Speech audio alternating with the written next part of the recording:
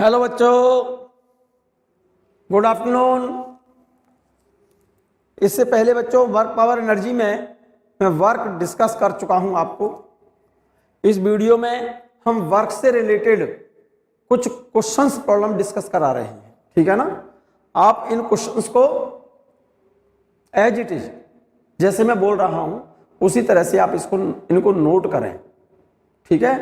Note करने के बाद फिर इस वीडियो को एक बार और रिवाइज जब करेंगे, जो नोट किया हुआ है ना आपने अपनी कॉपी सामने रखें और फिर वीडियो को सुने तो आपको सारे क्वेश्चंस बिल्कुल 100% क्लियर होंगे, ठीक है ना। अब जरा यहां देखें ध्यान से। मैंने बताया था फोर्स डिस्प्लेसमेंट कर्व, जैसे किसी बॉडी पर लगने वाला लगाया गया फोर्स और उसका डिस्प्लेसमेंट हमने कर्व में शो किया है। एक्स एक्सिस पर तो लिया है हमने डिस्प्लेसमेंट मीटर में, और वाई एक्सिस पर लिया है हमने फोर्स किसमें, न्यूटन में, ठीक है। और ये देखें आप ध्यान से, 0 से 4 मीटर डिस्टेंस तक फोर्स कांस्टेंट है, यहां से यहां तक। 4 मीटर से 8 मीटर तक फोर्स वेरिएबल है, लीनियर कर्व है। क्वेश्चन ये पूछा है उसने, जिस बॉडी पर ये फोर्स और डिस्प्लेसमेंट जिस बॉडी के लिए ये ग्राफ दिया है उस बॉडी का मास बता रहा है। Mass of a body is 2 kilogram and it's initial velocity is 4 meter पर सेकेंड। तो फाइंड करना है आपको, calculate work done in 8 second, मतलब 0 से 8 सेकेंड तक वर्क कितना होगा, एक तो ये पता करना है। सेकंड पूछ रहा है final velocity of the body, body की फाइनल वेलोसिटी क्या होगी। फोर्स डिस्प्लेसमेंट कर्व के नीचे का जो एरिया होगा बच्चों वो डिनोट करेगा किसको, work done is equal to change in kinetic energy. तो इस कर्व के नीचे का एरिया ले लो आप। इस कर्व को आप 2 पार्ट्स में डिवाइड कर दो। देखो एक वाला पार्ट तो ये रेक्टेंगल ले लो, ये वाला हिस्सा, और एक ले लो ये राइट एंगल ट्रायंगल, और इसका एरिया निकाल लो। और जो एरिया होगा वो किसके बराबर होगा, work done. Work done from 0 to 8 meter तक पूछा है उसने। क्वेश्चन में पहला पूछा है work done in 8 meter distance और डिस्प्लेसमेंट, 8 मीटर डिस्प्लेसमेंट तक वर्क पूछा है। तो पहला पार्ट बोल रहा हूं मैं आपको, तो इस कर्व के नीचे का एरिया ले लो। इस कर्व के नीचे का एरिया 2 पार्ट में निकाल लो। एक तो इस रेक्टेंगल का एरिया, रेक्टेंगल का एरिया क्या होता है, लेंथ इंटू ब्रेथ। लेंथ, इसको लेंथ मान लें, इसको ब्रेथ मान लें। तो इसका एरिया फोर्स डिस्प्लेसमेंट कर्व के नीचे का एरिया डिनोट करता है वर्क डन, और work done is equal to change in kinetic energy, ठीक है। तो 0 से 8 मीटर तक वर्क, इस वाले पार्ट का एरिया कितना हो गया, 4 इंटू 8, ये रहा 4 इंटू 8। ये एक्चुअल में पैरेललोपिपेड का एरिया निकाल दिया बच्चों। यहां पर पैरेललोपिपेड का एरिया निकाल सकते हो आप, ये वाली साइड प्लस ये वाली side, sum of 2 parallel side, ये वाली साइड और इस वाली साइड का सम, और इनटू परपेंडिकुलर डिस्टेंस अपॉन 2। ये वाली साइड कितनी है 8, प्लस ये वाली साइड कितनी है, यहां पर कितना लिखा है 0, यहां लिखा है 4, ये वाली साइड कितनी है 4, और ये वाली साइड कितनी है 8। ये ट्रेपेजियम बन गया ना पूरा। ये तो दोनों साइड पैरेलल हो गई, sum of parallel side into perpendicular distance ये वाली हो गई, और अपॉन 2। तो इस वाली साइड प्लस इस वाली साइड, ये वाली साइड कितनी है 4, प्लस ये वाली साइड कितनी है 8, 4 प्लस 8, और इनटू परपेंडिकुलर डिस्टेंस ये वाली हो गई, ये वाली परपेंडिकुलर डिस्टेंस। इन दोनों साइड के बीच की परपेंडिकुलर डिस्टेंस तो इसको लेंगे हम, और ये परपेंडिकुलर डिस्टेंस कितनी है 8 इंटू 8 अपॉन 2। ये ट्रेपेजियम के एरिया का फॉर्मूला है। सम ऑफ 2 पैरेलल साइड, ये वाली साइड इस साइड के पैरेलल है, तो इन दोनों साइड का सम, ये वाली डिस्टेंस कितनी है 8, ये कितनी है 4, तो ये रहा 4 प्लस 8, और into perpendicular distance 8 upon 2। Clear है। तो ये वर्क आ गया, 2 से इसको 4 टाइम्स डिवाइड कर दो, 4 का मल्टीप्लाई कर दो, कितना है ये 12 इंटू 4 48 जूल। यहां तक क्लियर है। सेकंड में क्या पूछा है बच्चों उसने, find out the final velocity of the body. Work 0 से 8 मीटर तक वर्क निकला है आपका कितना 48 जूल। तो work done in this graph, इस ग्राफ के नीचे का एरिया क्या शो करेगा, रिप्रेजेंट करेगा वर्क को, और वर्क इक्वल टू होगा change in kinetic energy. Work equal to change in kinetic energy. Clear है? तो चेंज इन काइनेटिक एनर्जी के बराबर कर दो इसे। Work equal to change in kinetic energy कैसे निकालेंगे, final kinetic energy half M we square minus initial kinetic energy half m u square. Half m ये कॉमन ले लो, ये तो फाइनल वेलोसिटी का स्क्वायर है, ये इनिशियल वेलोसिटी का स्क्वायर है। वर्क निकल के आया था क्वेश्चन में कितना 48। पहले पार्ट में वर्क कितना निकला था 0 से 8 मीटर डिस्टेंस तक, 0 से 8 मीटर डिस्प्लेसमेंट तक वर्क 48 निकला है। इस कर्व के नीचे का एरिया क्या रिप्रेजेंट करता है, वर्क डन, और वर्क डन इक्वल टू होता है चेंज इन काइनेटिक एनर्जी। यहां पर मैंने यही लिखा है, work equal to change in kinetic energy, final kinetic energy minus initial kinetic energy. Half m इसमें से कॉमन आ गया, वी फाइनल वेलोसिटी है, यू यहां पर इनिशियल वेलोसिटी है। वर्क निकाल चुके हो 48, 1/2 मास क्वेश्चन में बॉडी का दिया हुआ है, देखो ये रहा। मास of a body is 2 kg, मास की जगह पर 2 किलोग्राम लिख दो, और क्वेश्चन में इनिशियल वेलोसिटी और दी है 4, फाइनल वेलोसिटी फाइंड करनी है, फाइनल वेलोसिटी पता करनी है। क्लियर है? हाफ मास कितना है 2, फाइनल वेलोसिटी फाइंड करनी है, इनिशियल वेलोसिटी कितनी है, यू की जगह पर वैल्यू दी है 4, उसने इनिशियल वेलोसिटी 4 क्वेश्चन में गिवन है। इस 2 से 2 कैंसिल, ठीक है? तो क्या आ गया यहां से, ये तो 48 है, ये v स्क्वायर माइनस 4 का स्क्वायर कितना हो गया 16। 16 को, इस 16 को इक्वल से इधर ले जाओ, 48 प्लस 16 v स्क्वायर बराबर 64। तो फाइनल वेलोसिटी बॉडी की आ जाएगी v बराबर 8 मीटर पर सेकेंड। क्लियर है ये बात? नेक्स्ट क्वेश्चन देखो, बहुत बेहतरीन क्वेश्चन है बच्चों ये। इसके 2 मेथड बता रहा हूं मैं आपको। पहले तो ये समझो, ये एक फर्स्ट मेथड इस पर लिखा हुआ है, सेकंड मेथड और बताऊंगा मैं। A force acting on a body F equal to cx acting on a body and body displaced from x बराबर 0 टू x बराबर x1। तो ये पूछा है what is the work done. यहां पर बॉडी पर जो फोर्स लग रहा है कितना है F equal to cx। F equal to, जहां पर c क्या चाहिए बच्चों, कांस्टेंट है, that is force is a directly proportional displacement. Force directly proportional displacement at x बराबर 0, फोर्स कितना है 0 है, और x बराबर x1 पर, इसकी जगह पर x1 लिख दो यहां पर, तो फोर्स कितना है F equal to cx1। Curve between f and x is straight line, क्योंकि f डायरेक्टली प्रोपोर्शनल x के है बच्चों। Curve between f and x is straight line, तो यहां तो लिया मैंने f इस वाली एक्सिस पर, और इस वाली एक्सिस पर लिया मैंने डिस्प्लेसमेंट। जब डिस्प्लेसमेंट 0 है, x बराबर 0 है, तो फोर्स कितना है 0, ये पॉइंट यहां पर आ गया। डिस्प्लेसमेंट x बराबर x1, फोर्स कितना है cx1, तो यहां से लेकर के यहां तक डिस्प्लेसमेंट x बराबर x1, तो ये फोर्स कितना हो गया यहां पर cx1। कर्व स्ट्रेट लाइन जाएगा, ये कर्व कैसा जाएगा, स्ट्रेट लाइन। पूछा है what is the work done from x equal to 0 to x equal to x1। तो फोर्स डिस्प्लेसमेंट कर्व के नीचे का एरिया ले लो, क्या निकल आएगा, वर्क निकल आएगा। Area under curve AOB equal to work done, और वर्क इक्वल टू कितना होगा, इस कर्व के नीचे का area half base into height. Base कितना है OB, और हाइट कितनी है AB, हाफ बेस तो ये रहा, और हाइट ये रही AB। हाफ OB बेस कितना है, O से लेकर B तक की डिस्टेंस कितनी है x1, इसकी जगह पर मैंने x1 लिख दिया। हाइट कितनी है ये वाली, ये cx1 है, ये वाली साइड cx1 है, ये लिख दिया मैंने, AB cx1 है, तो वर्क कितना आ गया, हाफ cx1 स्क्वायर। क्लियर है? सेकंड मेथड देखो जरा इसका। यहां पर जो बॉडी पर फोर्स एक्ट हो रहा है F इक्वल टू कितना है cx। वर्क की डेफिनेशन है बच्चों, ये ध्यान दो, वर्क इक्वल टू क्या होता है force into displacement, force into displacement, ठीक है ना। स्मॉल डिस्टेंस के लिए work F into d x, work लिखेंगे DW, work done from x equal to x1 to x equal to x2।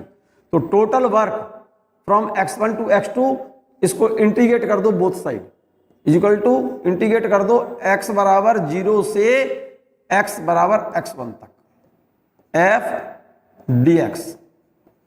F की वैल्यू कितनी है, F की वैल्यू ये हटाओ, यहां पर यहां सब्स्टिट्यूट कर दो, वर्क निकल आएगा डायरेक्ट।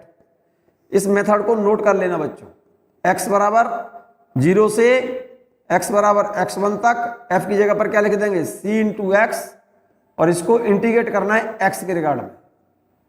c तो कांस्टेंट है, x का इंटीग्रेशन x के रिगार्ड में क्या हो गया, x square upon 2, lower limit x बराबर 0 है और अपर लिमिट x बराबर x1।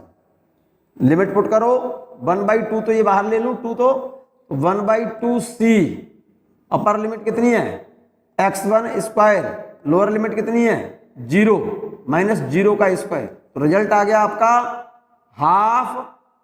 Half c x1 square, ये रिजल्ट आ गया बच्चों, half c x1 square. Work निकल आया कहां से कहां तक, x बराबर 0 से x बराबर x1 तक। या तो मेथड ये वाला लिख लो, ये वाला, या फिर सिंपल सा, और इसको नोट जरूर कर लेना, बहुत सारे क्वेश्चंस इससे निकलेंगे आपके, नोट कर लीजिए आप इसको, नोट कर लो इस मेथड को, इस मेथड को नोट कर लो आप, काफी क्वेश्चंस निकलेंगे आपके इससे, ठीक है। और सेकंड एक मेथड मैंने ये लिख दिया है और इसी क्वेश्चन का एक मेथड ये लिख दिया है, क्लियर है, नोट कर लो इसे, नोट कर लिया। नेक्स्ट क्वेश्चन देखिएगा,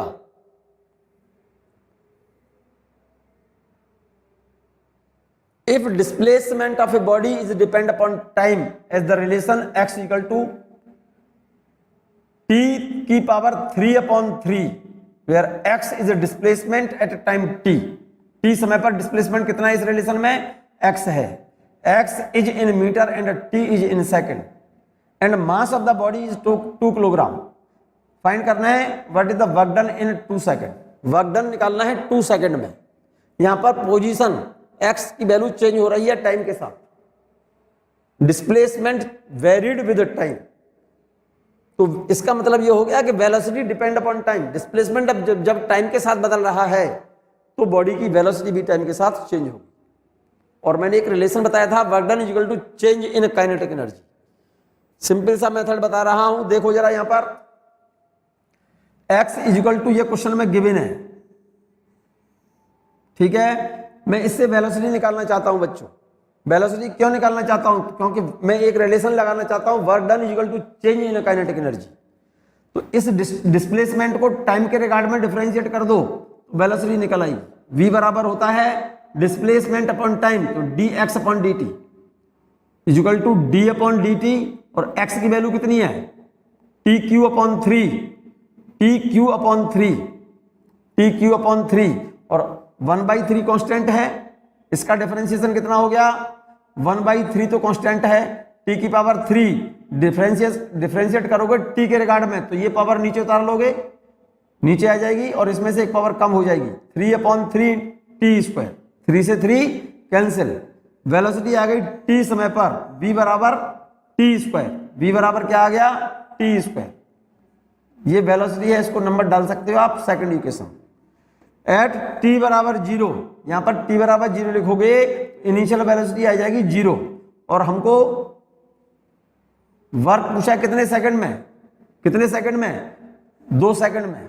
what is the work done in 2 second, तो 0 समय पर वेलोसिटी 0 है और 2 सेकंड पर वेलोसिटी कितनी हो गई, t की वैल्यू यहां पर 2 लिख दो, 2 का स्क्वायर, 2 सेकंड बाद बॉडी की वेलोसिटी ये रही, इनिशियल वेलोसिटी ये है, 2 सेकंड बाद वेलोसिटी ये है, क्वेश्चन में बॉडी का मास गिवन है, तो वर्क डन इक्वल टू लगा दो change in kinetic energy, work done equal to change in kinetic energy, final kinetic energy half m v2 square minus initial kinetic energy half M v1 square, half M common आ गया, final velocity का square minus initial velocity का square. Clear है? Final velocity कितनी है? 2 second बाद 4 है, 2 second में वेलोसिटी कितनी होगी? 4। तो यहां पर तो लिख दो 4। और इनिशियल वेलोसिटी t बराबर 0 पर वेलोसिटी कितनी थी? 0। v1 की जगह पर 0 लिख दो। तो देखो 1/2 मास क्वेश्चन में गिवन है, 1/2 into mass of the body question में गिवन है 2 kg। v2 square minus v1 square, v2 कितना है? 4 का स्क्वायर माइनस v1 कितना है? t बराबर 0 पर वेलोसिटी कितनी है? 0। क्लियर है? इस 2 से 2 कैंसिल, 4 का स्क्वायर कितना हो गया? 16। रिजल्ट आ गया आपका 16 जूल। क्वेश्चन क्लियर है? बिल्कुल नोट कर लो, आप नोट करिए। नेक्स्ट क्वेश्चन देखो, बहुत बेहतरीन क्वेश्चन है बच्चों। यह क्वेश्चन कई बार एग्जाम में आ चुका है। क्वेश्चन देखो ध्यान से। क्वेश्चन ये है, chain of length L and mass M is kept on A table. कोई चेन है जिसकी लंबाई कितनी बता रहा है? L, और उसका मास बता रहा है टोटल M है, L लंबाई का मास M बता रहा है। And 1/5 part of the chain is hanging below the table, और उस टोटल लंबाई का 1/5 लेंथ उसकी टेबल से कहां पर? नीचे हैंग कर रहा है, नीचे लटकी हुई है 1/5 पार्ट। चेन का 1/5 पार्ट टेबल के नीचे लटका हुआ है। ये कह रहा है what is the work done in pulling the chain on the table. Question को समझो, क्वेश्चन क्या कह रहा है बच्चों। ये कोई चेन है पूरी, इसकी लंबाई L बता रहा है। मैं इसको यहां बना दूं, ये कोई टेबल है बच्चों, देखो ये वाली, और इस पर एक चेन रखी हुई है ये वाली, और इस चेन की टोटल लंबाई L है। टोटल लेंथ कितनी है? L, और इसका L लंबाई का मास कितना है? M, और इसका 1/5 पार्ट, टोटल लेंथ का 1/5 पार्ट का मतलब 1/5 L पार्ट इसका इधर सस्पेंडेड है टेबल के इधर नीचे। क्वेश्चन ये है कि इस चेन को, जो यहां पर लटकी हुई है ना चेन, यहां से पकड़कर इस डायरेक्शन में, इधर से पकड़ के चेन को ऐसे क्या कर रहे हैं? पुलिंग कर रहे हैं, ऊपर की ओर खींच रहे हैं। तो इसको, इस वाले पार्ट को ऊपर टेबल के ऊपर पुलिंग करने में कितना वर्क करना होगा? क्वेश्चन ये है, ठीक है ना। पहले ये देखो, इस पूरी चेन की लंबाई कितनी है? L है, L लेंथ का मास M है, तो पूरी इस चेन का वेट कितना होगा? mg। तो 1/5 पार्ट का वेट कितना हुआ? इस वाले पार्ट का, इस वाले हिस्से का वेट कितना है? इस वाले पार्ट का वेट कितना हुआ? 1/5 पार्ट इधर लटका हुआ है, टोटल वेट mg, और 1/5 पार्ट इधर लटका हुआ है, तो इसका वेट कितना होगा? और इसका वेट कहां पर एक्ट होगा? इसके सेंटर ऑफ ग्रेविटी पर। और इसका वेट होगा कितना? ये वाला हिस्सा, इस वाले पार्ट का वेट mg/5, क्योंकि 1/5 पार्ट सस्पेंडेड है ना इधर, और इतने वाले हिस्से का सेंटर ऑफ ग्रेविटी कहां पर एक्ट होगा? इस वाले पार्ट के सेंटर पर। और इसकी लंबाई कितनी है? L/5। सेंटर ऑफ ग्रेविटी कितना कहां पर काम करेगा? ये वाली डिस्टेंस कितनी होगी? ये वाली डिस्टेंस, टोटल ये वाली लेंथ कितनी है? L/5। तो सेंटर ऑफ ग्रेविटी, यहां से सेंटर ऑफ ग्रेविटी कितना नीचे है? L/10 डिस्टेंस नीचे है। अब सोचो जरा दिमाग से, इस चेन को ऊपर पुल करेंगे तो ये सेंटर ऑफ ग्रेविटी कितना ऊपर राइज कर जाएगा? L/5 distance. तो यहां पर इस वाले चेन के इस वाले पार्ट का वेट तो mg/5, और ये वेट कहां पर एक्ट हो रहा है? इसके सेंटर ऑफ ग्रेविटी पर। कितनी हाइट पर? L/5 पर। तो इस वाले हिस्से की, इस वाले पार्ट की पोटेंशियल एनर्जी जब ये चेन ऊपर पुल कर देंगे कंप्लीट, तो सेंटर ऑफ ग्रेविटी कितना ऊपर राइज कर जाएगा? L/10 distance.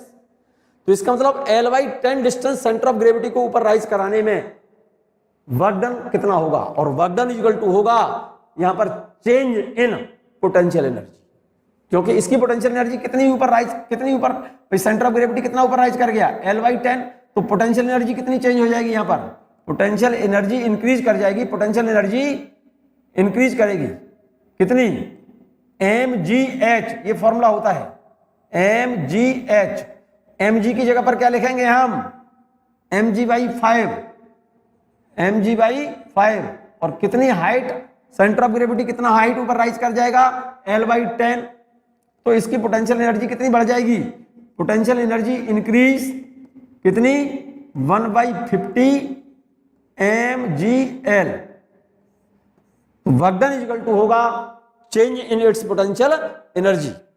तो यहां पर चेंज पोटेंशियल एनर्जी में कितना आएगा, 1/50 mgl। ठीक है ना, ये बात मैंने यहां लिखी है बच्चों, देखो ये रही। जैसे ही इस वाले हिस्से को, क्योंकि इस टोटल लेंथ का 1/5 पार्ट यहां पर सस्पेंडेड है, तो इस वाले 1/5 पार्ट का, इस वाले पार्ट का वेट कहां पर एक्ट होगा, सेंटर ऑफ ग्रेविटी पर, और सेंटर ऑफ ग्रेविटी टेबल से कितना नीचे है, L/10, और इसका वेट कहां पर, इस वाले पार्ट का वेट कहां पर एक्ट होगा, सेंटर ऑफ ग्रेविटी पर, और वेट होगा कितना, mg/5। तो ये वाला जो वेट है कितना हाइट ऊपर राइज कर जाएगा, जब ये चेन पूरी ऊपर चली जाएगी तो सेंटर ऑफ ग्रेविटी यहां पर आ जाएगा ना ऊपर, अरे सेंटर ऑफ ग्रेविटी यहां पर पहुंच गया तो सेंटर ऑफ ग्रेविटी कितना ऊपर राइज कर जाएगा, L/10, यहां पर यही लिखा है, here the center of gravity rises up by L/10 height, so the work done is equal to change in potential energy, और change in potential energy का फॉर्मूला क्या होता है, mgh, mg की जगह पर क्या लिखेंगे, mg/5, और इनटू कितनी हाइट ऊपर राइज कर गया centre of gravity, L/10, h की जगह पर L/10, तो 1/50 mgl, this is the required result.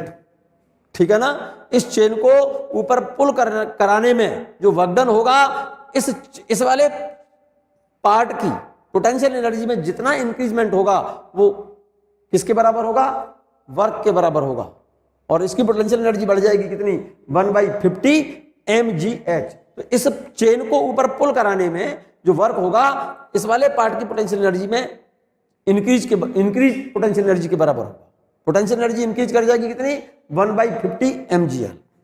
Clear है क्वेश्चन। एक बहुत अच्छा सा क्वेश्चन और है बच्चों, छोटा सा क्वेश्चन जरूर लग रहा है आपको, लेकिन काफी इंपॉर्टेंट क्वेश्चन है। क्वेश्चन ये है, ये कोई टैंक है, टैंक समझते हो, वाटर टैंक, टंकी समझ लो, और इस टैंक की हाइट है h।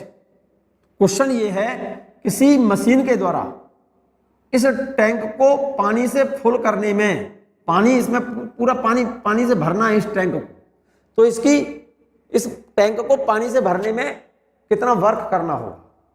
भाई जब ये टैंक खाली होगा तो सेंटर ऑफ ग्रेविटी कहां पर होगा इसका, जब इसमें पानी नहीं है तो सेंटर ऑफ ग्रेविटी कहां पर होगा इस बर्तन का, भाई इसमें पानी तो है नहीं, पानी जब नहीं है तो सेंटर ऑफ ग्रेविटी हम कहां मानेंगे, बॉटम पर मानेंगे। जब इसमें पानी भरेंगे हम तो सेंटर ऑफ ग्रेविटी इस वेसल को जब भर देंगे हम पानी से, तो इस वाले पानी का सेंटर ऑफ ग्रेविटी कहां पर होगा, यहां पर, पहले कहां था ये, यहां पर। तो जब पानी से फुल कर दिया जाएगा तो सेंटर ऑफ ग्रेविटी कितना राइज कर जाएगा, इतनी हाइट, और ये हाइट कितनी होगी, टोटल हाइट कितनी है h, ये सेंटर ऑफ ग्रेविटी राइज कर जाएगा कितना, h/2 हाइट।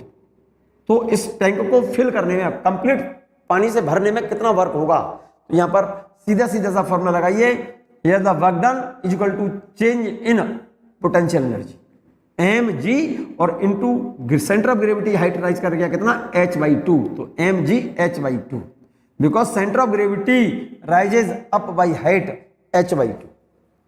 क्वेश्चन क्लियर है या नहीं है, क्लियर है। एक बहुत अच्छा सा एक और क्वेश्चन देखें बच्चों,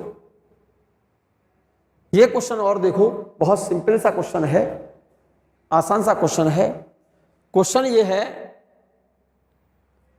ये कोई रॉड है, ये वाली रॉड समझते हो ना, मीटर स्टिक मान लो इसे, और इसका सेंटर ऑफ ग्रेविटी यहां पर है, ये रॉड है, इस तरह से सेंटर ऑफ ग्रेविटी यहां पर होगा, और इस रॉड को सेंटर ऑफ ग्रेविटी यहां पर, इस रॉड को थीटा एंगल से ऐसे टिल्ट कराना है, तो इस रॉड को थीटा एंगल से घुमाने में वर्क डन कितना होगा? जब इस रॉड को थीटा एंगल से हम ऐसे घुमाएंगे तो जब रॉड वर्टिकल पोजीशन में है तो सेंटर ऑफ ग्रेविटी यहां पर है, जब थीटा एंगल से इसे घुमा देंगे ऐसे तो सेंटर ऑफ ग्रेविटी क्या होगा? जो सेंटर ऑफ ग्रेविटी पहले यहां था वो सेंटर ऑफ ग्रेविटी यहां पहुंच गया। तो इनिशियल पोजीशन से सेंटर ऑफ ग्रेविटी कितना हाइट राइज कर गया? इतनी हाइट राइज कर जाएगा, इतनी हाइट। ये वाली हाइट कितनी होगी? इस रॉड की टोटल लेंथ कितनी है? L, और ये वाली डिस्टेंस कितनी होगी? L/2। ये डिस्टेंस कितनी होगी? L/2। कितने एंगल से घुमा रहे हो? थीटा एंगल से। तो इस L/2 इस डिस्टेंस का, इस वाली डिस्टेंस का ये वाला कंपोनेंट कितना होगा? ये वाला कंपोनेंट कितना होगा? ये तो L/2, ये एंगल थीटा। तो इस L/2 का ये कंपोनेंट कितना होगा? L/2 cos theta. ये जो कंपोनेंट है, ये वाली डिस्टेंस L/2 cos थीटा, और ये डिस्टेंस कितनी थी टोटल? L/2, और सेंटर ऑफ ग्रेविटी यहां से यहां पहुंच गया। इसका मतलब सेंटर ऑफ ग्रेविटी कितना हाइट राइज किया? H height. तो ये वाली हाइट कैसे निकालें हम? भाई ये डिस्टेंस कितनी है टोटल? L/2, और ये डिस्टेंस L/2 है, और इस L/2 का ये कंपोनेंट कितना है? L/2 cos theta. तो इस L/2 में से L/2 cos थीटा सब्ट्रैक्ट कर दें तो ये हाइट निकल आएगी ना, ये वाली। तो H बराबर क्या होगा? इस L/2 में से किसको सब्ट्रैक्ट कर दिया? इस डिस्टेंस को सब्ट्रैक्ट कर दिया। ये डिस्टेंस कितनी है? L/2 cos theta. तो कितनी हाइट राइज कर गया centre of gravity? H height. L/2 यहां से कॉमन ले लो, 1 माइनस cos थीटा। तो work done equal to change in kinetic energy of rod mgh, और h की जगह पर वैल्यू कितनी लिखी है? L/2 1 minus cos theta. This is the required work. Clear है? यहां तक कोई प्रॉब्लम तो नहीं है बच्चों? चलिएगा, मैं बात कर रहा हूं, चैप्टर था आपका वर्क, पावर एंड एनर्जी। मैं वर्क की बात कर चुका हूं, मैं अब बात कर रहा हूं बच्चों पावर की। पावर क्या है? Power it is the rate of doing work, work per unit time, work upon time. It is a scalar quantity and its unit is, इसकी यूनिट तो जूल और टाइम की यूनिट सेकंड, और जूल पर सेकंड को लिखते हैं watt. तो 1 joule 1 watt is equal to 1 joule per second. 1 watt is equal to 1 joule per second. Clear है? 1 किलोवाट 10 पावर 3 वाट का मतलब 1000 वाट। 1 मेगावाट, मेगा 10 पावर 6 वाट। ठीक है ना? हॉर्स पावर जानते हो? 1 हॉर्स पावर, एचपी से शो करते हैं हम इसको। अश्वशक्ति 1 हॉर्स पावर, और 1 हॉर्स पावर इक्वल टू होता है 746 वाट। ठीक है? आपने देखा हो जो बाइक समझते हो ना, मोटरसाइकिल, 100 सीसी का इंजन, उसकी पावर होती है बच्चों 1 horse power. 1 horse power equal to होता है 746 वाट। इनको नोट कर लें आप, याद करने होंगे आपको। ये जानते होंगे 1 हॉर्स पावर 746 वाट के बराबर होता है। 100 सीसी का जो इंजन होता है, बाइक वगैरह जो आती है उनके इंजन की पावर होती है सीसी में। 100 सीसी इंजन, और वो पावर जनरेट करता है कितनी? 1 हॉर्स पावर। इसका मतलब 100 सीसी इंजन, इसका मतलब ये फ्यूल कंजप्शन है उसके अंदर। जो मोटरसाइकिल वगैरह होती है उसमें पेट्रोल डालते हो या जो भी फ्यूल उसमें डालते हो, उसकी फ्यूल के बर्न होने की का अमाउंट है ये। 100 सीसी फ्यूल जब बर्न होगा तो पावर जनरेट कर देता है वो कितनी? 1 हॉर्स पावर। 1 हॉर्स पावर का मतलब 746 वाट या 746 जूल पर सेकंड। जब 100 सीसी फ्यूल उस इंजन के अंदर, 100 सीसी फ्यूल जब उस इंजन के अंदर बर्न होगा तो वो पावर जनरेट करता है 1 हॉर्स पावर। 1 हॉर्स पावर को बोलते हैं कितना? 746 वाट 1 सेकंड के अंदर। ठीक है ना? पावर इक्वल टू होता है वर्क अपॉन टाइम। फॉर्मूला लिख लो, power equal to work upon time. Work को लिखते हैं हम force into displacement upon time. Displacement upon time, displacement upon time velocity होती है बच्चों। Power equal to work upon time equal to, ये तो फोर्स है, और ये displacement upon time velocity. Force और वेलोसिटी दोनों वेक्टर है, और पावर क्या है, स्केलर। तो इन दोनों के बीच में क्या लगा देंगे हम, डॉट। दो वेक्टर्स का डॉट प्रोडक्ट है बच्चों। अरे भाई फोर्स वेक्टर है, वेलोसिटी वेक्टर है, फोर्स और वेलोसिटी दोनों वेक्टर हैं, और पावर क्या है, स्केलर। जब दो वेक्टर का प्रोडक्ट स्केलर हो तो दोनों वेक्टर के बीच में क्या लगाते हैं हम, डॉट। इसको डॉट प्रोडक्ट या स्केलर प्रोडक्ट से जानते हैं हम। ये वेक्टर एनालिसिस में आप पढ़ चुके हैं, प्रीवियस लेक्चर, इससे पहले वाले लेक्चर वेक्टर एनालिसिस वाला चैप्टर पढ़े, उसमें स्केलर प्रोडक्ट के एग्जाम्पल में मैंने लिखा था पावर एफ डॉट वी, और इसको लिख सकता हूं एफ वी कॉस थीटा वाट। ठीक है, नोट करो, बहुत इंपॉर्टेंट इंफॉर्मेशन लिखी हुई है बच्चों। Power of man, power of generally man की जो पावर होती है 0.1 हॉर्स पावर। 0.1 हॉर्स पावर मतलब 0.1 हॉर्स पावर से समझ गए ना, एक व्यक्ति की जो पावर है, power of man 0.1 horse power. इसका मतलब 10 व्यक्ति और 1 हॉर्स दोनों की पावर सेम है। और एक व्यक्ति की हॉर्स पावर जो है कितनी है, पावर कितनी है, 0.1 हॉर्स पावर होती है। पावर ऑफ कार, कार जानते हो ना, मोटर कार, उसकी पावर होती है 8 हॉर्स पावर से लेकर के 32 हॉर्स पावर तक की कार आती है बच्चों बाजार में। मार्केट में जो कार जो चल रही है उनकी पावर 8 हॉर्स पावर से 32 हॉर्स पावर तक मोटर कार आती है बच्चों, नोट कर लेना आप ये।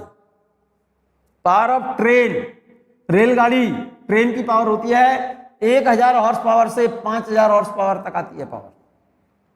1000 हॉर्स पावर से लेकर के 5000 हॉर्स पावर तक पावर होती है किसकी, ट्रेन की, रेलगाड़ी की। Power of jet plane 10,000 horse power, 10 power 4 horse power, इससे भी ज्यादा पावर के अब तो जेट प्लेन आने लगे बच्चों, नोट कर लो आप इसको। Power of man 0.1 horse power, power of car 8 horse power से लेकर के कितने 32 हॉर्स पावर तक है। Power of train 1000 horse power से लेकर के 5000 हॉर्स पावर तक पावर ट्रेन की होती है। सुपरसोनिक जेट प्लेन, लड़ाकू विमान, उनकी पावर होती है 10,000 हॉर्स पावर। 10,000 हॉर्स पावर, 10,000 घोड़े और एक जेट प्लेन, दोनों की पावर सेम है बच्चों। एक छोटा सा सिंपल सा क्वेश्चन लिखा है, आप नोट करना चाहें कर लें, कोई खास बात नहीं है ये। An engine of 7500 watt moves on a road with velocity 25 metre पर second, what is the frictional force. Power question में दी है और उसकी वेलोसिटी दी है, पावर दी है और वेलोसिटी दी है। फ्रिक्शनल फोर्स पूछ रहा है, पावर और फोर्स में relation, power equal to force into velocity. Question में पावर गिवन है, वेलोसिटी गिवन है, फ्रिक्शनल फोर्स पूछा है, निकल आएगा डायरेक्ट। कहीं कोई दिक्कत इसमें, कहीं कोई प्रॉब्लम है बच्चों, कोई प्रॉब्लम तो नहीं। मैं बात कर रहा हूं kinetic energy. It is the energy possessed bye a body by virtue of its motion. It is a scalar quantity and its unit is joule. Motion के कारण it is the energy possessed bye a body by virtue of its motion. Motion की वजह से जो body के अंदर energy होती है वो उसकी प्योरली काइनेटिक एनर्जी कहलाती है। कौन सी एनर्जी कहलाती है, काइनेटिक एनर्जी। जब बॉडी रेस्ट पर है, रेस्ट पर अगर कोई बॉडी है तब भी उसकी एनर्जी होती है बच्चों, और जब मोशन में है तब भी उसकी एनर्जी होगी। तो मोशन की कंडीशन में जब बॉडी चल रही है, जब बॉडी रेस्ट पर है तब भी एनर्जी होगी, और जब मोशन में है तब भी एनर्जी होगी। ठीक है ना। तो मोशन वाली जब चलते समय उसकी जो टोटल एनर्जी है, उस एनर्जी में से जब वो रखी हुई है बॉडी, उस केस में जो एनर्जी है मोशन की कंडीशन में चलते हुई बॉडी की एनर्जी में से जब बॉडी रेस्ट पर थी उस एनर्जी को उसमें से सब्ट्रैक्ट कर दें तो प्योरली उसकी क्या निकल आएगी, काइनेटिक एनर्जी निकल आएगी। और according to Newton kinetic energy का फॉर्मूला होता है half M we square. This relation is applicable only when velocity of the body is very less than speed of light. इस बात को नोट कर लिया जाए। According to Newton kinetic energy का फॉर्मूला है हाफ एम वी स्क्वायर, और momentum के टर्म में लेंगे तो P square upon 2m। P यहां पर लीनियर मोमेंटम है बच्चों, ये तो रिलेशन पहले पढ़ चुके हैं आप। कैसे? तो काइनेटिक एनर्जी का रिलेशन क्या है? हाफ एम वी स्क्वायर, इसमें तो कुछ बताना ही नहीं है। Linear momentum mass into velocity, ठीक है ना। तो काइनेटिक एनर्जी का फॉर्मूला क्या हो जाएगा? P square upon 2m, P square upon 2m। भाई पी की जगह पर m इंटू वी लिख दो, ये क्लियर हो गई बात। ये अरे पी की जगह पर m इंटू वी लिखो तो क्या हो जाएगा? M square V square upon 2m, एक m से m कट जाएगा तो kinetic energy half M we square आ जाएगी। ये तो काइनेटिक एनर्जी और मोमेंटम में रिलेशन है।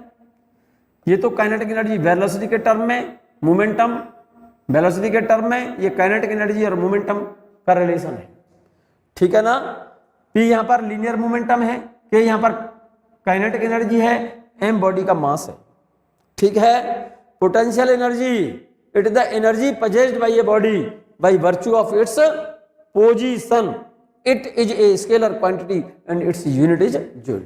पोजीशन के कारण जब बॉडी रेस्ट पर है तब उस केस में उसकी एनर्जी जो होगी वो उसकी कौन सी एनर्जी हो कहलाएगी बच्चों? पोटेंशियल एनर्जी कहलाती है। It is the energy possessed by a body by virtue of its position. It is a scalar quantity. Its unit is joule. अब जरा गौर से देखें बच्चों, हमारी जो पोटेंशियल एनर्जी है, पोटेंशियल एनर्जी देखो कौन कौन सी है। एक तो gravitational potential energy, elastic potential energy, chemical potential energy, electric potential energy, nuclear energy, elastic potential energy of spring, ये नियर अबाउट 5 लिखी हुई है यहां पर, ठीक है ना। तो सबसे पहले मैं बात कर रहा हूं किसकी? Gravitational potential energy. It is due to the height from sea level of ground. और ग्रेविटेशनल पोटेंशियल एनर्जी का फॉर्मूला होता है मेरे बच्चे mgh। एक्चुअल में ये जो फॉर्मूला देख रहे हैं ग्रेविटेशनल पोटेंशियल एनर्जी का mgh, एक्चुअल में ग्रेविटेशनल पोटेंशियल एनर्जी का फॉर्मूला नहीं है बच्चों। ये आपको इसको ग्रेविटेशनल पोटेंशियल एनर्जी बोला जाता है। आपको जब पढ़ाया जाता है तो ये ग्रेविटेशनल पोटेंशियल एनर्जी का फॉर्मूला नहीं है। This is the change in gravitational potential energy. यहां पर चेंज इन ग्रेविटेशनल, नोट कर लेना, पोटेंशियल एनर्जी। ये फॉर्मूला पोटेंशियल एनर्जी का नहीं है, ये फॉर्मूला है change in gravitational potential energy का, mgh। और ग्रेविटेशनल पोटेंशियल एनर्जी का फॉर्मूला कौन सा होता है ये भी नोट कर ले। U equal to minus GM upon R। ये रेडियस है अर्थ की, ये अर्थ का मास है, और capital G universal gravitation constant, small m mass of the body. जैसे ये अर्थ है हमारी, अर्थ की रेडियस इसकी R है और अर्थ का मास m है। अर्थ सरफेस पर ये कोई बॉडी रखी है जिसका मास स्मॉल m, ये कोई बॉडी है। तो इस बॉडी की पोटेंशियल एनर्जी का फॉर्मूला ये होता है। ये बात आप नोट कर लीजिए बच्चों। Gravitational potential energy U equal to minus GM upon, जब बॉडी अर्थ सरफेस पर है तब इसकी ग्रेविटेशनल पोटेंशियल एनर्जी होती है माइनस GM अपॉन R, ठीक है ना। और जब बॉडी को अर्थ सरफेस से किसी हाइट पर ले जाएं, जैसे ये बॉडी है अर्थ सरफेस पर है, तब पोटेंशियल एनर्जी ये होगी इसकी ग्रेविटेशनल पोटेंशियल एनर्जी। अब अगर हम, ये तो अर्थ है, इसकी रेडियस, ये अर्थ का मास, बॉडी को हम अर्थ सरफेस से h हाइट पर ले गए, यहां पर इस जगह पर पोटेंशियल एनर्जी इसकी, इस जगह पर इस बॉडी की पोटेंशियल एनर्जी का फॉर्मूला होगा minus GM upon R plus H। ये R और ये प्लस H। अर्थ सरफेस पर पोटेंशियल एनर्जी ये रही, अर्थ सरफेस पर है ये, और ये H हाइट पर है। H हाइट पर पोटेंशियल एनर्जी ज्यादा होगी, अर्थ सरफेस पर पोटेंशियल एनर्जी कम होगी बच्चों।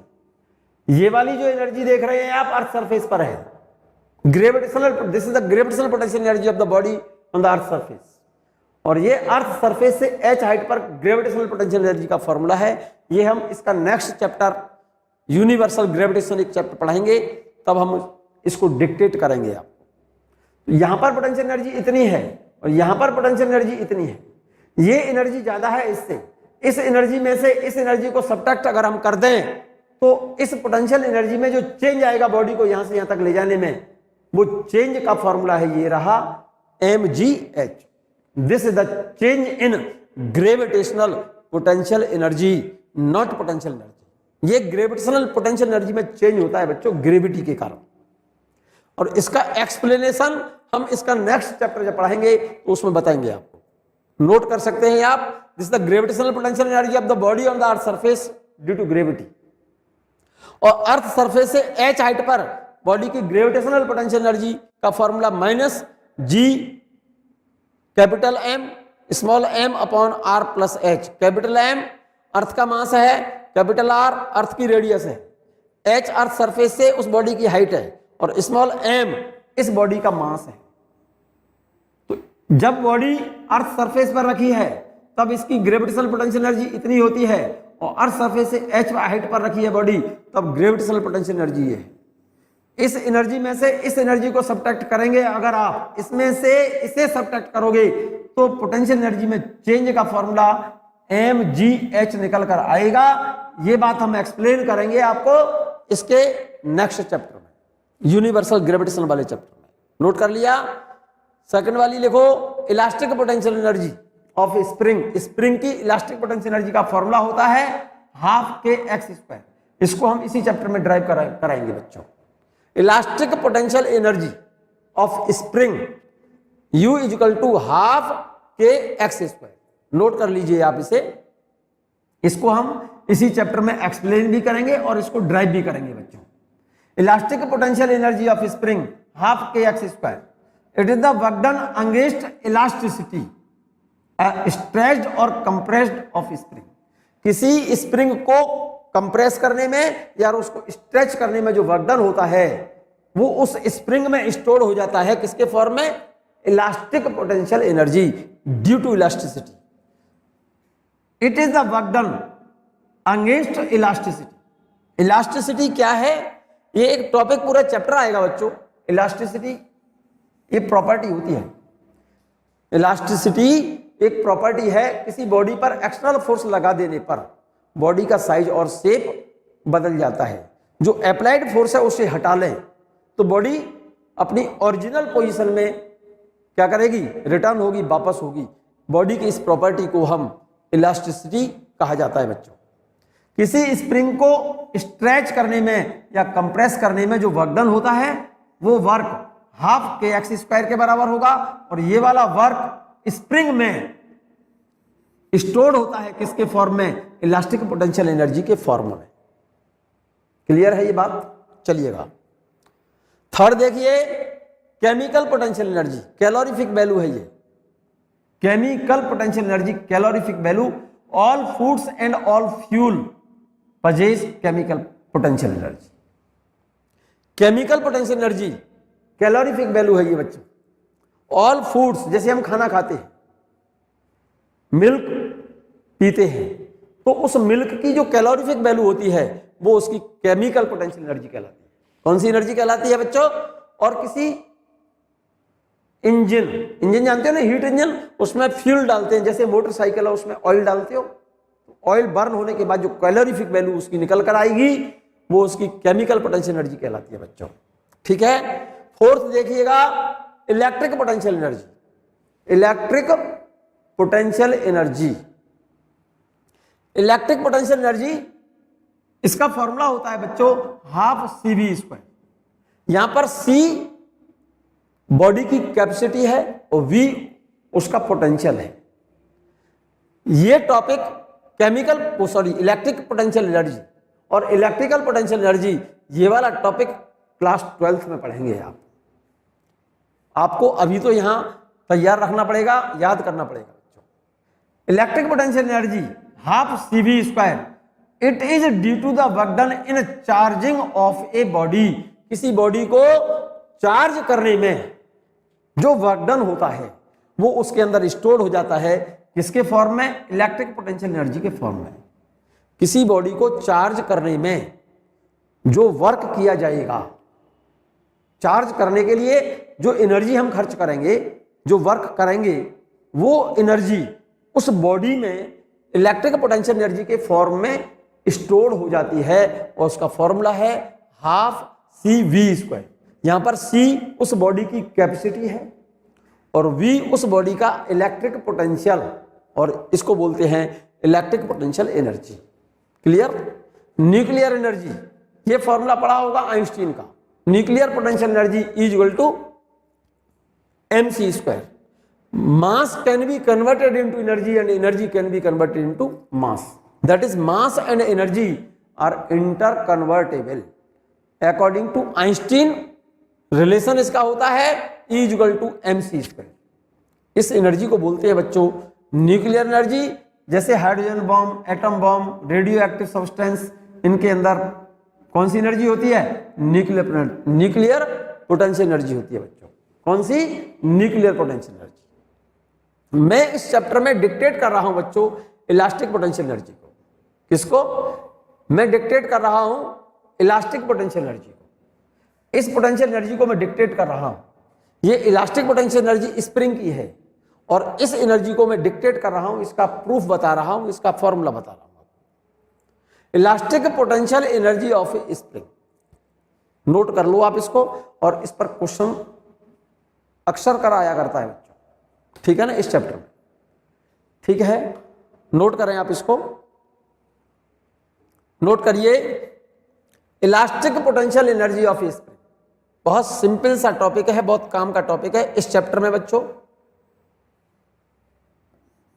Elastic potential energy of A spring, जैसे ये कोई स्प्रिंग है बच्चों, ये तो कोई रिजिड सरफेस है और किसी स्प्रिंग को हमने यहां पर इसको बांध रखा है, ये वाली स्प्रिंग है, दिख रही होगी ये स्प्रिंग।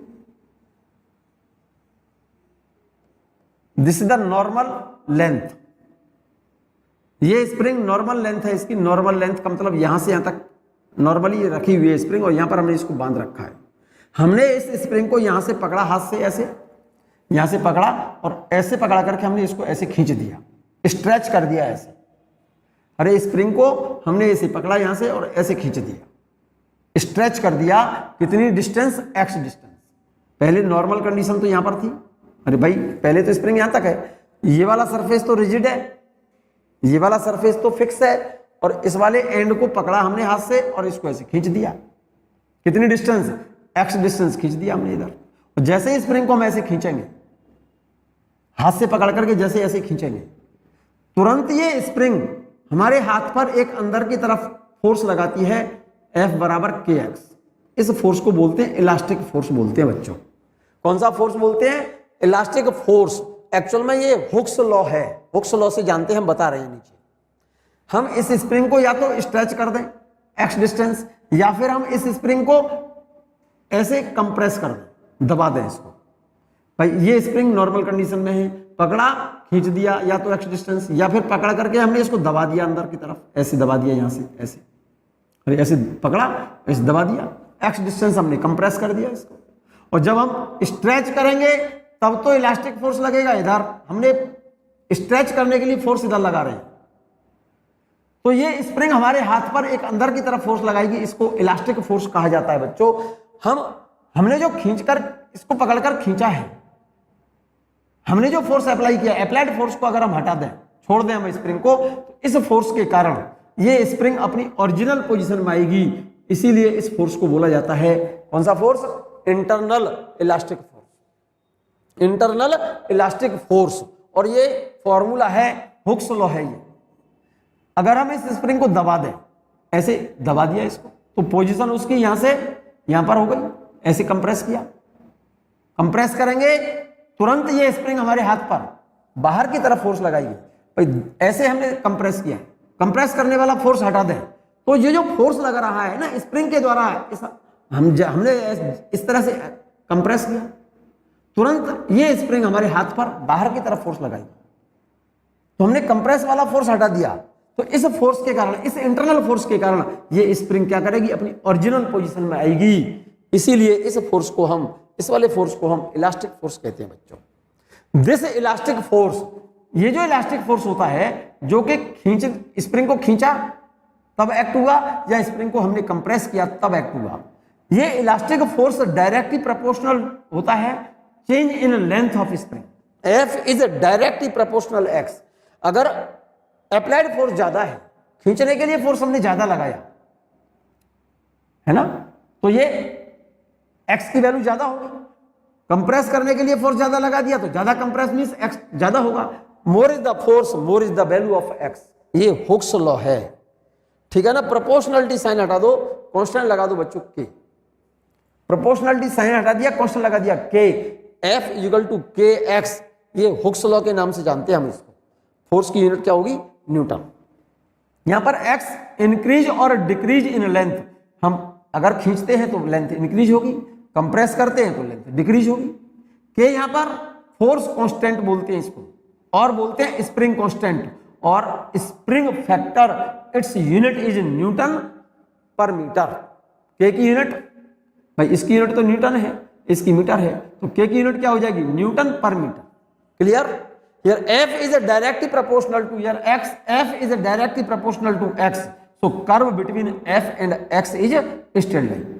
भाई F डायरेक्टली प्रोपोर्शनल x है, तो F और x के बीच ग्राफ खींचे अगर हम, तो कैसा होगा वो? Straight line. x एक्सिस पर तो चेंज इन लेंथ लिया है हमने x, और y एक्सिस पर लिया है f, और f डायरेक्ट प्रोपोर्शनल x है, तो कर्व कैसा होगा? Straight line. और इस फोर्स और चेंज इन लेंथ का जो के बीच में जो कर्व है, इस कर्व के नीचे का अगर हम एरिया निकाल दें तो ये निकलेगा क्या? वर्क डन इन कंप्रेशन, और कंप्रेस करने में या फिर स्ट्रेच करने में वर्क निकलेगा, और वो वर्क बराबर होगा किसके? चेंज इन पोटेंशियल एनर्जी और इलास्टिक पोटेंशियल एनर्जी। तो इस कर्व के नीचे का जो एरिया होगा वो स्प्रिंग को खींचने में या कंप्रेस करने में किया गया वर्क होगा, और वही वर्क उसमें स्टोर हो जाता है किसके फॉर्म में? इलास्टिक पोटेंशियल एनर्जी के फॉर्म में। तो इस कर्व के नीचे का जो एरिया होगा वही उस स्प्रिंग की क्या होगी? इलास्टिक पोटेंशियल एनर्जी होगी। तो इस कर्व के नीचे का एरिया कैसे निकाले बच्चों? ये तो राइट एंगल ट्रायंगल बन गया, शायद बन गया कि डेफिनेट राइट एंगल ट्रायंगल है ये वाला? राइट एंगल ट्रायंगल ही है। इस कर्व के नीचे का एरिया ले लो, इसका एरिया राइट एंगल ट्रायंगल का क्या होता है? Half base into height. Base कितना है? x, और हाइट कितना है? f। तो एरिया आ गया, देखो, elastic potential energy equal to work done in stretching और compressing the spring is equal to area of triangle AOB। ये ट्रायंगल का साइन है बच्चों। ट्रायंगल AOB का एरिया, और इस ट्रायंगल का एरिया कैसे निकालेंगे? Half base into height. Half base O से B तक, और हाइट A to B, ये वाली। हाफ बेस कितना है? OB कितने के बराबर है? OB किसके बराबर है? x के बराबर है। हाइट कितनी है? AB किसके बराबर है? f के बराबर है।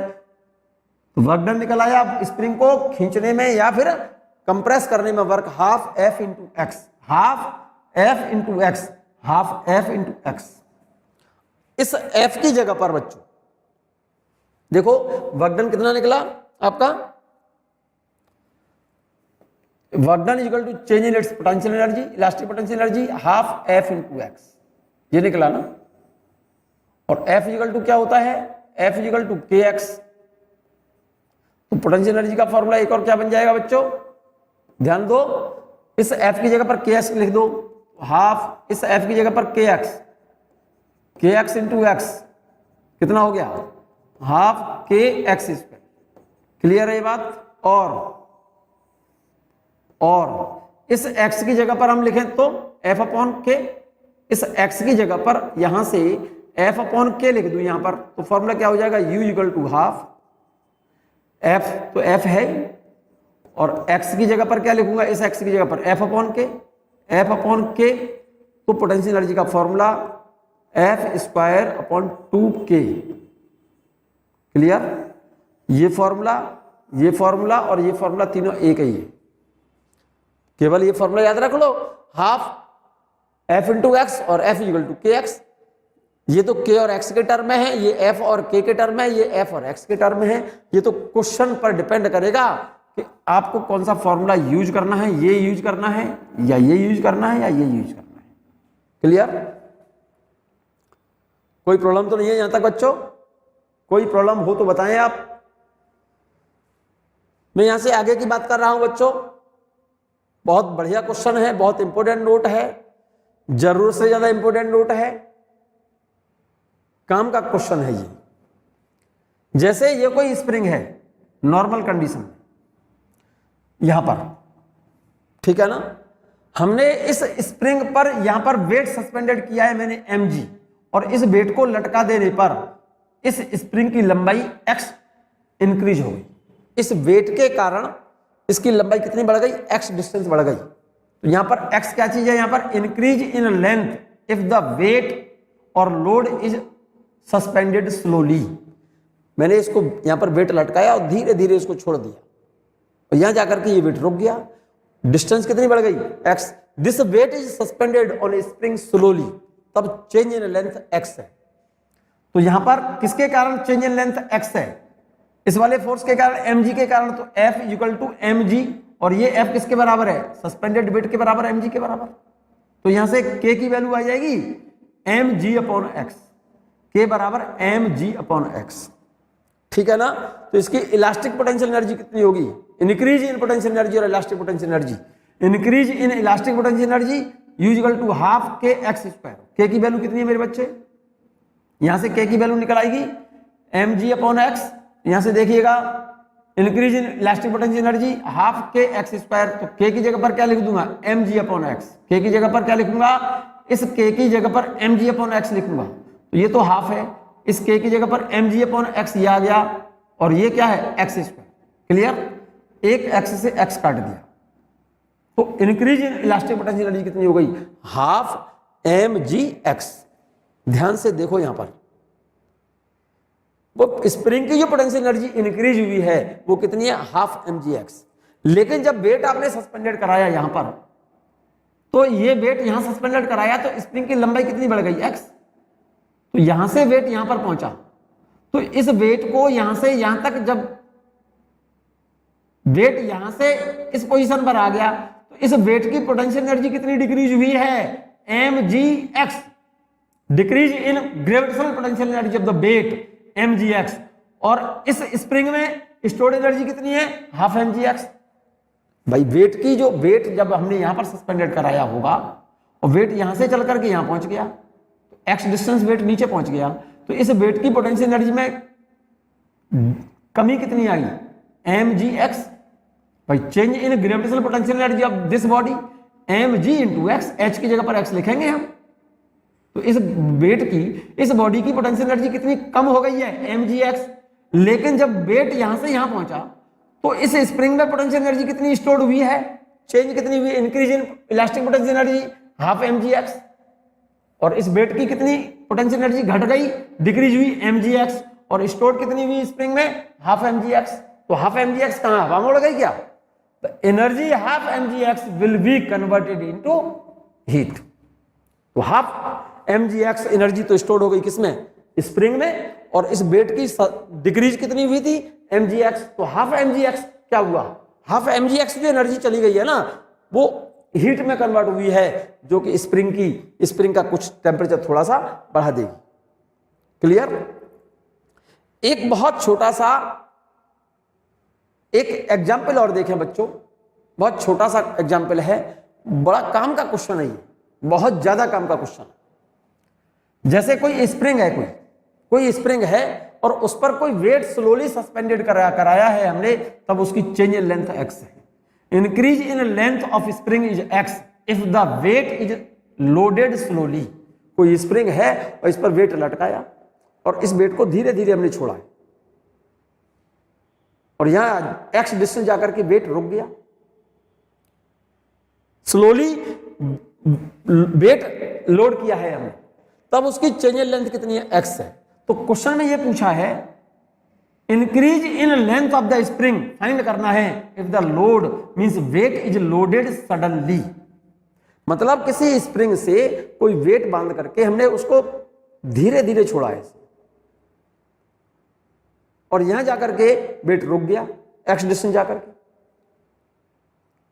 स्लोली हमने लोड किया वेट को, धीरे धीरे छोड़ा तो एक्स डिस्टेंस जाकर के वेट रुक गया, तब तो चेंज इन लेंथ कितनी है, एक्स है।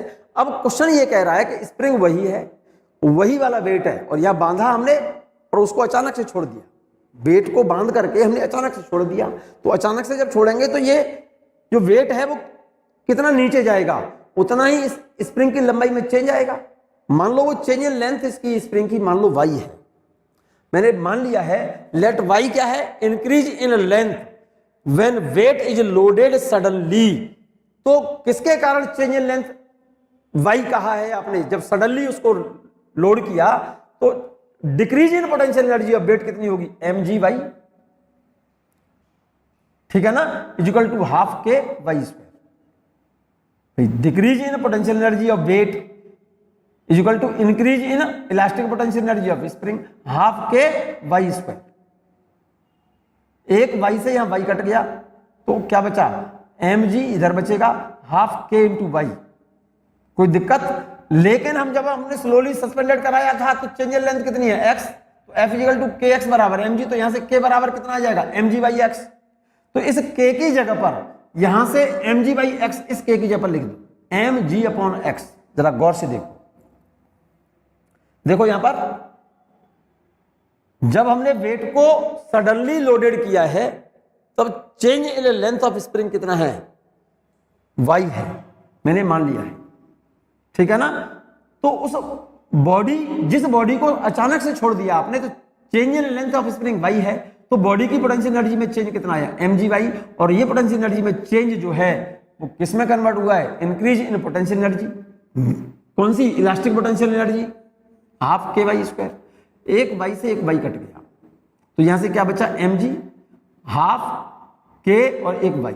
लेकिन जब हमने स्लोली सस्पेंडेड कराया था उसको तब चेंज इन लेंथ कितना है, x, तो f इक्वल टू के एक्स इक्वल टू mg, तो k की वैल्यू निकल आएगी, स्प्रिंग का k कितना होगा।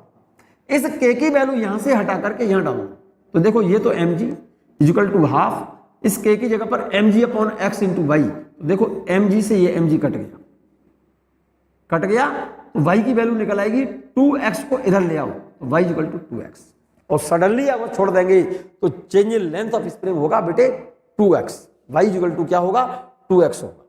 ठीक है, यहां तक कोई प्रॉब्लम तो नहीं है बच्चों, यहां तक कोई प्रॉब्लम तो नहीं है मेरे बच्चे, कोई प्रॉब्लम हो तो बोले। मैं बात कर रहा हूं, एक क्वेश्चन इस टाइप का और आ जाया करता है बच्चों, बहुत काम का क्वेश्चन है ये, इस तरह का क्वेश्चन आता है कभी कभी, क्वेश्चन देखें समझें। जैसे एक कोई स्प्रिंग है, ये वाली स्प्रिंग है, ध्यान से सुनना, और इस स्प्रिंग का नीचे वाला सिरा यहां पर फिक्स है, ध्यान से सुनिएगा। ये कोई स्प्रिंग है, नीचे वाला ये वाला सिरा जो है स्प्रिंग का वो यहां पर फिक्स है। क्वेश्चन ये है कि इस स्प्रिंग से h हाइट पर, ये कोई बॉडी है m मास की, ये रही h हाइट पर है, इस बॉडी को हमने यहां से छोड़ा, रिलीज किया है इस स्प्रिंग के ऊपर। जब ये बॉडी इस स्प्रिंग से टकराएगी, h हाइट से नीचे यहां पर पहुंची बॉडी, यहां पर जैसे ही टकराएगी तुरंत स्प्रिंग क्या होगी, कंप्रेस होगी, कंप्रेस होकर के कंप्रेस हो गई स्प्रिंग कितनी, x, और बॉडी आ गई यहां पर। क्लियर है, क्लियर है बच्चों, यहां तक नहीं। तो इस केस में क्या होगा, इस बॉडी की पोटेंशियल एनर्जी में चेंज कितना आया, यहां से यहां तक पोटेंशियल एनर्जी में चेंज कितना आया, mg, h की जगह पर h प्लस एक्स, और decrease in potential energy of body is converted into elastic potential energy of spring. इसकी जो पोटेंशियल एनर्जी में चेंज हुआ है वो पोटेंशियल एनर्जी कन्वर्ट हो जाएगी इस स्प्रिंग की किसमें, इलास्टिक पोटेंशियल एनर्जी में। तो इस बॉडी की यहां से यहां तक पोटेंशियल एनर्जी कितनी डिक्रीज हुई, loss in potential energy of body